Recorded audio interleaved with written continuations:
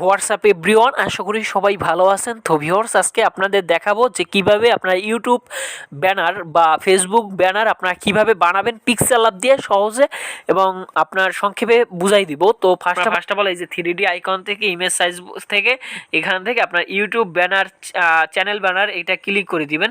তো এরপরে এই যে প্লাস আইকন থেকে ফরম গ্যালারি থেকে আপনারা কি করবেন, এখান থেকে আমার যে ডিসক্রিপশন বক্সে আপনার এরকম দেওয়া থাকবে এই পিএনজিগুলো আপনারা ডাউনলোড করে নেবেন। তারপর এরপর ক্লিক করবেন, এই যে এখানে ক্লিক করবেন, রিলেটিভ সাইজে ক্লিক করে এটা 100 করে দিবেন। তারপর এই যে প্লাস আইকন থেকে শ্যাপে ক্লিক করে দিবেন।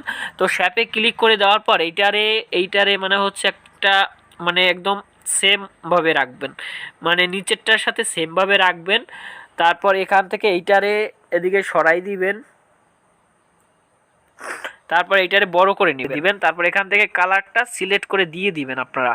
ওকে, এখানে বিভিন্ন ধরনের কালার পাবেন, সেই কালারটা আপনার এখান থেকে যেটা ভালো হয় সেইটা আপনারা। এরপরে আবার প্লাস আইকন থেকে আপনার শ্যাপ থেকে একটা আপনার পিএনজি ফাইল নিতে হবে। তো আমি দেখাই, এইটারে আপনার এরকম ভাবে মানে একটা এরকম ভাবে করে কালার, এখানে বিভিন্ন ধরনের কালার পাবেন আপনারা।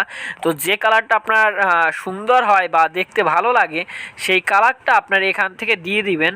তো এরপরে কি করবেন, এরপরে এই আইকনে ক্লিক করার পরে এই যে কালারটা এইটারে আপনারা উপরে করে দিয়ে দিবেন। ওকে, তো এরপরে ফলো করবেন। দেখেন এখানে কিন্তু আমার এই যে দুইটা দাগ আছে, মাঝখানে বরাবর যে দুইটা দাগ থাকবে এই দাগটা আপনারা রেখে দিবেন। ওকে, এরপরে কি করবেন, এটা আপনার করে দিবেন, মানে হচ্ছে আপনার লক করে দিবেন যাতে লড়াচড়া না করে। ওকে, এরপরে কি করবেন দেখেন, এরপরে হচ্ছে আপনার যে চ্যানেলের যে লোগো আছে সেই লোগোটা আপনার এখান থেকে নিয়ে আসবেন। ওকে, এরপর আপনার এটা টিকমার্ক করে দিবেন। তো টিকমার্ক করে দেওয়ার পর এটা জুম আউটটা কমাবেন। ওকে, এটা যে জুম আউট হয়ে গেছে এটারে কমাই নেবেন। তো কমাই নেওয়ার পরে এটারে এরকমভাবে সেট করে দিবেন। ওকে, টিকমার্ক করে দিবেন। এরপরে নিচে শ্যাডোতে ক্লিক করে এটা এনাবেল করে দিবেন। তারপর আপনার রেডিয়ান্স যতটা বাড়ানো লাগে সে বা কমানো লাগে এটা রেখে দিবেন। তো এরপরে দেখেন 3D শ্যাপ বলে অপশন আছে, এটা এনাবেল করে এইটারে কি করবেন, এইটারে ডিপটারে কমাই নেবেন, বা যেটা করলে আপনার সুবিধা হয় বা সুন্দর দেখায় সেটা আপনারা করে নেবেন। ওকে, এরপর হচ্ছে এটা কমাবেন বা বাড়াবেন, সেটা যেভাবে রাখলে সুবিধা সেভাবে রেখে দিবেন। ওকে, তারপর মোট কথা হচ্ছে আপনার একটা 3D শেপ বানাইতে হবে। জাস্ট আপনার এইটা একটা 3D শেপ বানাইতে হবে, অপাসিটি আপনার যেরকম যা লাগে সেরকমভাবে আপনার রেখে দিবেন। ওকে, তো এরপরে হচ্ছে কি দেখেন এটা টিকমার্ক করে দিবেন। তো মোট কথা হচ্ছে আমার একটা 3D শেপ কিন্তু হয়ে গেছে। তো এরপর কি করবেন, প্লাস আইকন থেকে ফরম গ্যালারি থেকে আরও ধরনের যে পিএনজি ফাইলগুলো আছে সেই পিএনজি ফাইলগুলো আপনারা কালেক্ট করে নিয়ে নেবেন। তো এরপরে দেখেন এইগুলা খালি বসাবেন আপনার, এগুলা কালেক্ট করে খালি যে পিএনজি যে ফাইলগুলো আছে সেই ফাইলগুলো আপনারা ডাউনলোড করে নেবেন। ওকে, ডাউনলোড করার পরে আপনারা এইগুলা খালি বসাবেন। ওকে, তারপর আপনার ফুল ভিডিওটা দেখেন, ইজিভাবে বুঝতে পারবেন। স্টক আছে, স্টকটা অন করে নেবেন। ওকে, স্টকটা অন করে নেবেন। তারপর এইটাও আপনার হচ্ছে বাড়াই কমাইয়া বা যেভাবে ভালো হয় সেভাবে আপনার রেখে দিবেন। 3D শ্যাপে ক্লিক করে দিবেন। তারপর এখান থেকে ডিপ বা যেটা ভালো হয় থেকে আবার ফরম গ্যালারি থেকে যে এই যে আইকনগুলো আছে বা এই যে আপনার এইগুলো আছে এইগুলা নিয়ে নেবেন। ওকে, এইগুলা নিয়ে নেবেন যাতে আপনার সুন্দর হয়।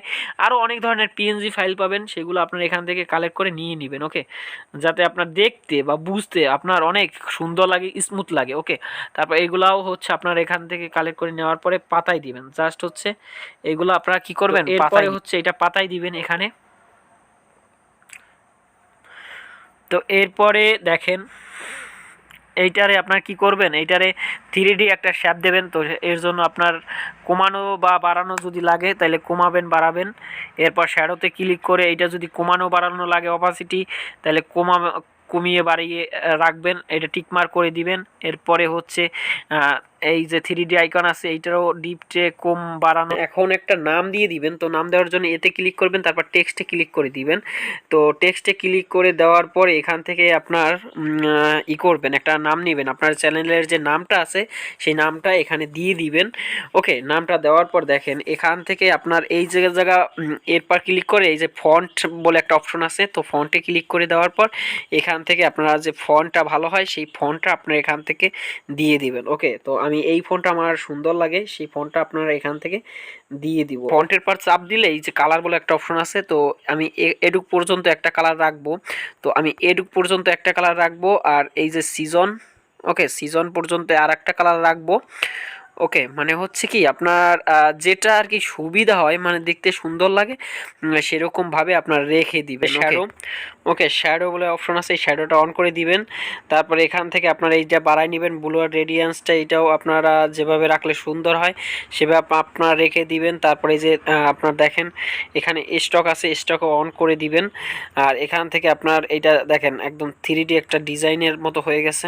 তো এইরকমভাবে আপনারা করে নেবেন। ওকে, তো 3D এই যে এখান থেকে আপনার নানান ধরনের ইফেক্ট আছে, সেইটা আপনার এখান থেকে দিয়ে দিবেন, অপাসিটি যেরকম যা লাগে আপনার ব্লু আর রেডিয়েন্স সব কিছু এখান থেকে আপনার এখান থেকে অ্যাডজাস্ট করে দিয়ে দেবেন। ওকে, এরপরে কি করবেন, এরপরে হচ্ছে কি আপনার এখান থেকে এই আইকনে ক্লিক করবেন, তারপরে আপনার এই যে প্লাস আইকন থেকে শ্যাপে ক্লিক করে দিবেন। ওকে, এরপর এখান থেকে এই ম্যাপে একটা বানাবেন, তারপর এখান থেকে কপি করে নেবেন। কপি করে নেওয়ার পর এইটাও সেমভাবে রেখে দিবেন, যাতে আপনার ওই যে ব্ল্যাক যে আইকনটা আছে ওইটা যাতে রিমুভ করতে পারেন, প্লাস 3D একটা শেপ দিতে পারেন।